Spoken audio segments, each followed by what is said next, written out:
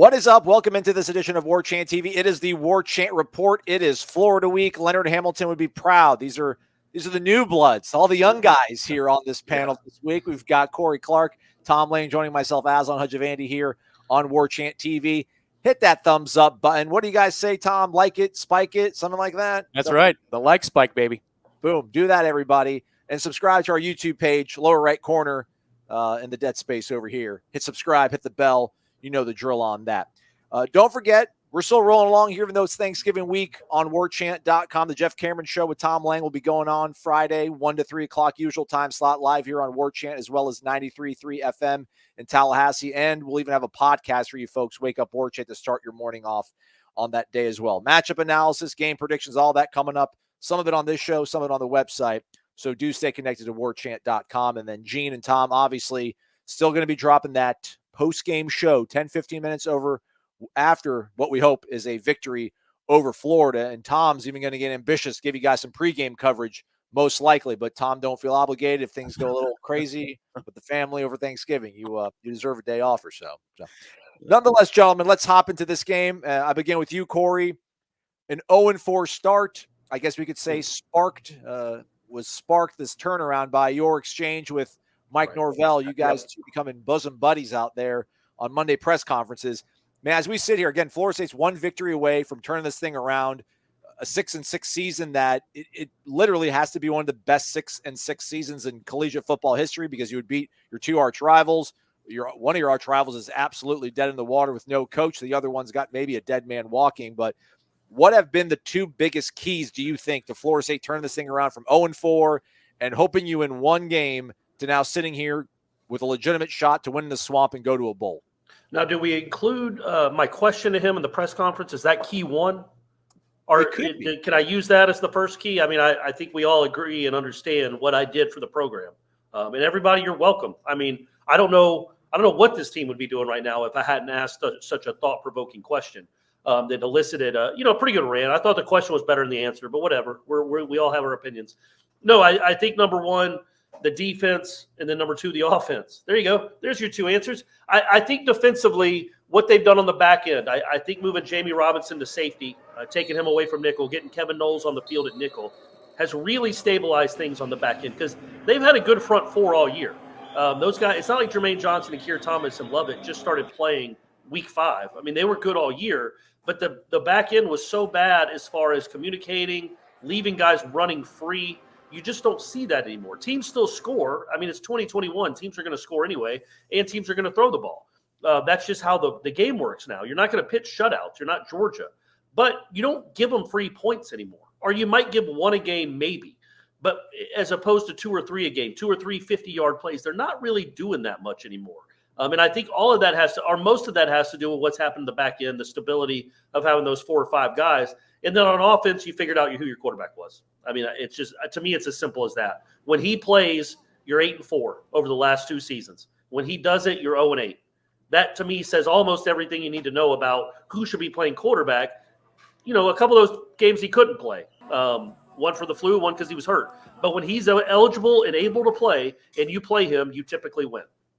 Tom, how has this happened, man? It feels like usually you probably need a whole off season to hit reset, get some new guys, and if you really want to change the tide of getting out of a hole that Florida State found themselves in at the end of September, how did we get to this point? How did the turnaround spark? And I guess, what are some of the things that stand out in your mind as we sit here, again, one win away from being bowl eligible? Yeah, I think some of it is that it shows how close they were, the first week against Notre Dame, against a team that's a top 10 team. Our only loss is to Cincinnati. That was not a fluke. That when this team operates the way it should, that it can compete, maybe not beat, but it can compete with top 10, top 15 teams in a college football season in which there's a lot of parity. There's no doubt about that. I think also part of it is that they got a little bit healthier in some key areas. Maurice Smith coming back, if you look at the Pro Football Focus grades, they don't love Maurice Smith's play all that much, but there's no denying that when he came back on this offensive line, things changed. The offense was a little bit more dynamic and things looked a little bit more routine. It wasn't a crazy proposition to see Florida State's offensive line actually outright win some battles, which if you look at the last 5 years kind of is pretty nuts. But to Corey's point, I think offensively speaking with Jordan Travis, you've seen complete development in that player, because now as a passer, he's doing the things routinely that we saw in spring camp and we saw in fall camp. The non-contact jersey is off, but he's still accomplishing those things, and the game looks a lot slower for him. The turning point for me with expectations was the North Carolina game. I know that we can all point back to the second half against Louisville and say they didn't give up, and look how healthy the culture is, that the guys were bought in, and that's a real thing, and we should point to that. But the moment to me that other things became possible, that maybe a run towards a bowl became possible, was 35-7, the run against North Carolina on the road. And then from there, you can see it. When Jordan Travis is healthy, they do what they do, because that front four guides the way on the other sideline, the way that Jordan Travis guides the way, or the other side of the ball, I should say, the way that Jordan Travis does when the offense has the football. Florida State takes on Florida in the regular season finale for both teams. That'll be a noon kickoff in Gainesville on ESPN. Corey, at stake is bowl eligibility for both of these teams. So what would be the biggest value of a win for Florida State Saturday? Would it be bowl eligibility, those 15 practices? Is it the way you can now market yourself to recruits between now and that early signing period? Or is it generating even maybe a buzz nationally going into 2022 to show just how strong the season ended? Yeah, I mean, the answer to that is all of it. But I think it's the validation that comes with what the turnaround. Like a 5-3 over your last 8 is still great when you start out 0-4. But when you go 6-2 over your last 8, and one of those losses was when you had the flu, and the other one was a game at Clemson, who might end up being 10-3, by the way, or 9-3, when you had a lead with 3 minutes to go, it proves how much you've grown and how close you are to actually being like a top 25 team. I mean, legitimately. Maybe next year you're a top 25 team, you're an 8-win team. I think more than anything, it validates, because a bowl, yeah, those 15 practices would be big. I'm not dismissing that. It would help in recruiting, I guess, to be 6-6 instead of 5-7. I don't know. I think this, you're going to get who you're going to get, whether you're 5-7 or 6-6. But I think making this turnaround historic would be really neat for this team, because this is a likable team. We've talked about that a lot. It will go down as the most likable 5-7 or 6-6 team, maybe in ACC history, certainly in Florida State history. And it would be really cool, I think, for them to become the third team, I guess, that we know about in the history of college football that would start a season 0-4 and get to a bowl. They'd get 6-6. One was 86 or 85 Colorado. One was an A&M team in the 60s. This never happens. And it would be really cool for this team to throw its name in the hat of doing something historic. Now, you want them to do more historic things later on, like, hoist championships and stuff. But to start out 0-4 and get to a bowl would be one of the all-time great turnarounds, and it would make this team historic. It would make this team an all-time memorable team, in my opinion.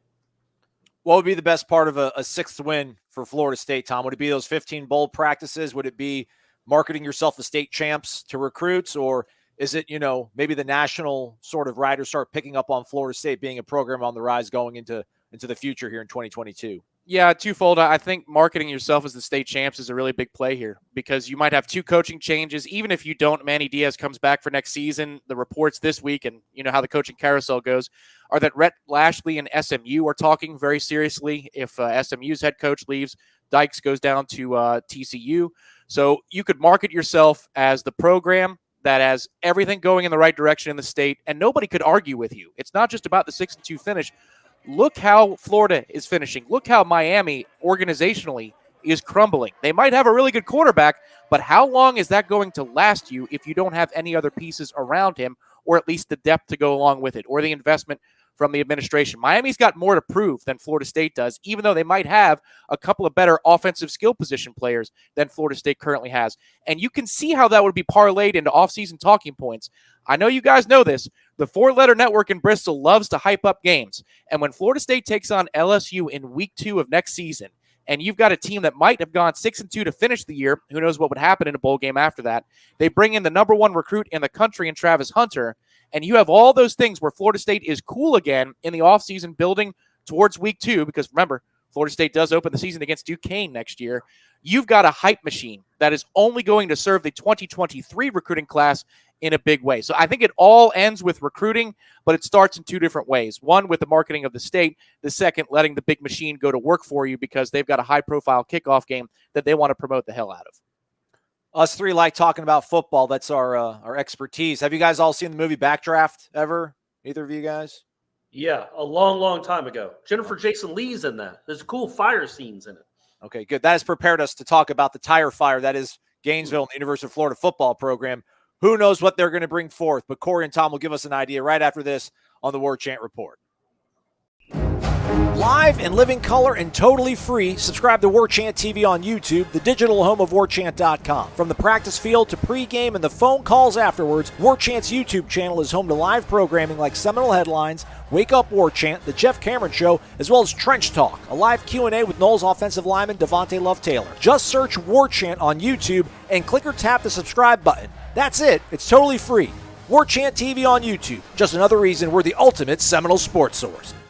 Welcome back into the Warchant Report, part of the Warchant.com family. We've got podcasts, we've got videos, we've got columns, we've got everything you could possibly want for a Florida State sports fan. It all starts with our podcast network. The Jeff Cameron Show goes Monday, Wednesday, Thursday, Friday, but not Thursday this week. It's Thanksgiving, everybody. 1 to 3 o'clock. Wake Up Warchant starts you off in the mornings. We did have Trench Talk. We'll probably have a season series finale with Devontae Love-Taylor. We got recruiting chats with Michael Langston. Don't forget the Sunday Smash, pregame shows during home games, postgame shows for all the games. That's with Gene and Tom and plenty more. Oh, Seminole Headlines. Corey's here. I always talk about Seminole Headlines as well, too. So all that available here on our YouTube channel, free of charge. Hit the thumbs up. Subscribe to our YouTube channel. We certainly would appreciate it. And you'll be doing yourself a great service by staying connected to us here on YouTube. All right, Corey, Florida State and Florida, lock and horn Saturday, noon. Kickoff, ESPN. I don't know. Somebody said this is like, I don't know, the fourth time in the last 5 games that these teams have matched up. There's been an interim coach on one side of the battle. Don't quote me on that. But the fact that Florida had a coach that I think went 22-5 in his first 2 seasons, he lost to the defending national champions by 1 possession the last 2 times he faced off against them. What does it say about maybe the University of Florida, their expectations, or just the nation right now when it comes to college football, that guy is now unemployed? I think more than anything, it says how unlikable and how weird Dan Mullen is, because you don't get fired like that with his record for 1 bad year, especially when he took over. I think it's literally the stuff behind, not even behind the scenes, the stuff off the field, whether it's wearing the Darth Vader mask, whether it's complaining that they're going to have COVID protocols, whether it's saying that it's not recruiting season yet. All these things that are dancing after the win over Samford when you gave up 52 points.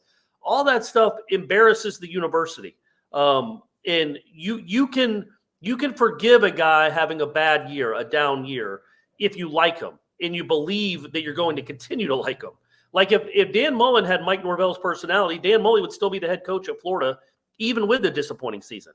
Now, it does hurt that he's 2-9 in his last 11 against Power 5 teams, but some of those Power 5 teams are like Georgia and Alabama. But his team quit on him this year. There's no doubt about that. And I don't look. When you make this kind of money, people expect immediate returns. They're not. It ain't the Frank Beamer days where he got a decade to turn Virginia Tech around. He was making $200,000. You can live with that. When Justin Fuente is making $4.5 million, you want more immediate returns. That's the profession you chose, man. That comes with that money comes, immediate responsibility to turn things around or get better. I think more than anything, though, in this particular case, because I do think Mullen is a good coach. He doesn't like to recruit. That seemed obvious. The cavalry was not coming next year. He seemed to be dismissive of the whole notion of recruiting, which is a little, which would put you off if you're a Florida fan or an administrator. But overall, I think it had more to do with that kind of stuff than one down season, because you look at those losses. I know he lost. It's gone off the rails here late, but Kentucky was a 1-score game. LSU was a 1-score game. Alabama was a 2-point game. They were close to winning some of these games. It's more to do with who he is as a person, I think, and how he relates to people than it does just what the product he put on the field. Tom, 2 months ago, Dan Mullen's riding high, and Florida State is obviously in a hole, and then how quickly the turntables are here, or whatever they said on The Office. Is it the instability? Is it really an important factor that Florida State can seize on now, or is it something that might be maybe a little bit too esoteric or maybe a little too untangible for us to really kind of get our arms around? I think it all depends. With any of these jobs in Tallahassee, Gainesville, or down in Coral Gables, I think it all depends on the next hire, because those things can flip around quickly. Now, Miami has not gotten it right in some time. Gainesville, it's been up and down. I certainly would think we would have classified Dan Mullen as a success, Aslan, to your point earlier on. through a couple of seasons, you'd say, man, they didn't have a whole lot to work with. Dan didn't have a whole lot to work with, and he found a way to game plan with the talent he had, put some guys in the NFL and get to the SEC championship game.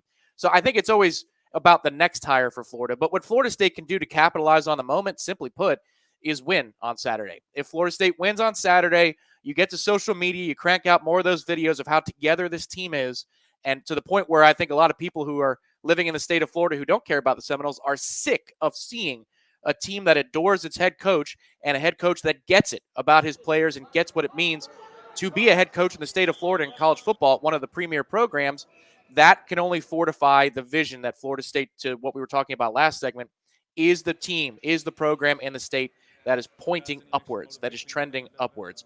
We'll see if they can do that, because I'm looking at the recruiting matchups between what Florida has in its commitment list and Miami has. There aren't a whole lot. I know this is Michael Langston's department here at warchant.com, but there aren't a whole lot of crossover battles. There are a couple. In past years, maybe this could have been an even bigger game because you would be talking about 6 to 8 recruits. Right now, I think it's just a 2 or 3. So for Florida State, just win this game and fortify the message that everybody understands at this point, which is there's only one of the big 3 in the state that looks healthy, and that is in Tallahassee. And that's big for the portal, too. It's not just trying to get the 18-year-olds. You can go get some 21-year-olds that want to go play in the state of Florida and play in these rivalry games. And you certainly look more appealing and more stable than your 2 rivals at this point. Corey, so obviously interim head coach for Florida. I don't know if Garrick McGee's going to be calling the plays or Billy Gonzalez. McGee's obviously has some history in calling plays. I don't know about Gonzalez. I think their defensive coordinator is a 31-year-old who 5 years ago I think might have just been playing for Grantham or was a GA. They were a 10-point favorite. They were installed as a 10-point favorite, Florida. They're now a 2-point favorite after all this sort of turnover with Dan Mullen. It seems like there's, Florida State's clearly in command. They have all the momentum going to this game. Is there anything that gives you pause, any sort of fears or hesitation to really go all in with Florida State being able to kind of cruise in this game? Well, yeah, I mean, Florida State hasn't cruised really but one game this year. That gives me pause. And I think if you look, player for player on the roster, Florida's got better players. So that always gives you pause. I think you're more motivated. There is absolutely no doubt you're going to be more prepared and better coached, because look, you've got a bunch of position coaches they're looking for another job. They got to find out where their next paycheck is coming from, and you've got players who might not be totally dialed in this week, playing for a coach that's not going to be their position coach next year. And I don't know how much more this team even wants to be together, this Florida team. So I think you have more urgency, you have more motivation, and you're going to be better coached. But you're playing on the road, and you're playing a team that probably has pound for pound, player for player, a little more talent than you do. And also, the one thing that would give me pause is the Richardson kid, because I think he will play. I think he's the better of the 2. And as I've watched Florida State's defense this year and all the strides they've made, the one thing they still do not do well at all is contain a mobile quarterback, specifically on 3rd and long. They've given up a lot of scrambles for touchdowns or first down, on 3rd and long. They did this last week against Jerkovic. This kid's more mobile and a better athlete than Jerkovic, but he's probably not as good a quarterback overall. So you hope you get some turnovers too and force him into some mistakes if he even plays. But yeah, I think you go into this game also. I think you have the better defense, certainly a defense that's playing better, and you have the better quarterback. That's a good combination. It's just you don't know how dialed in, how much the Florida Gators are going to care. And if they care a lot, if they come out there and want to hit you and want to fight, it'll definitely be a 4-quarter game. Tom, I feel like if I was still on the other side of the camera or, just a fan, I would still have a little bit of that anxiety. I had anxiety going into the 2013 game in the Swamp with that amazing team. Is there anything that gives you pause going into this contest, looking at it from any sort of angle? Yeah, well, I mean, the Alabama performance is in Florida. It's in them. Now, they don't have a mastermind when it comes to, game planning and installing stuff and making calls on the fly in Dan Mullen. There's no doubt that he was exceptional at that, even to the bitter end. The other thing that would give me pause is the defensive effort last week against Missouri. Missouri's a program that scored 30 points a game on just about anybody. And so, if you were handicapping that game, you look at it and say, all right, well, Florida just gave up 42 in the first half to Samford the previous week. Missouri likes to score. They're a good offensive team. Florida's a good offensive team. This thing's going to go to the moon. And it took to overtime for them to break 20 apiece. So it looks like the defense might be invested after Grantham is gone, but it's just there's so much noise in the system for this particular game that anything could happen. Florida could come show up and play 60 minutes, or I hear it a lot on our network here, a chin check. The first quarter, if Florida State comes out, asserts itself, I know Florida State's going to play hard. And if they do and Florida doesn't want to match, then this could be a game that Florida State runs away with. But there is no doubt Florida State is playing better. Florida State has the better defense, and we'll see what personnel Florida rolls out there this weekend. I would just have pause because I know that better performances are in the Gators. It's a matter if they're invested. Tom, are there any players that we need to know, I guess, outside the surface guys that most people know about, whether it's an Anthony Richardson, or is it just too tough to even really try to scout out what Florida is going to be because of all the changing pieces in terms of play callers and coaches? I mean, there's part of that. You don't know. Maybe this is a week where they say, listen, the head man, for all the things he did right, he was wrong about Anthony Richardson. We're going to let it fly with Anthony Richardson today. Or not. Emory Jones has rushed for over 650 yards this season. Florida's got 5 players that are over 300 yards on the ground this year. They run for nearly 2,400 yards with the game to go. So it's a team that, if they want to and they want to stick to the identity that they forged, they can ground and pound. That's interesting to me because I think even though Florida plays in the high and mighty SEC, Florida State's front four is among the best they're going to see all season long. And to me, that's where the intrigue is in this game is, does the Florida State front four that's looked so impressive against so many teams so far this season, is that a function of the ACC? Or is it a function of them just being really good independent of the opponent? So to me, Emory Jones, Anthony Richardson, a quarterback, we'll see both of them can run. Both of them are capable runners, and Anthony Richardson is way better at it. But does this front four do what it has done the last month, which is just take over games, and you have to go to plan B as the opposing offense? Because if that's the case, I mean, who's going to be making those adjustments for Florida on the sidelines? Well said. Corey, let's get to it then. Keys to victory. What's Florida State got to get done to get a victory and get bowl eligible?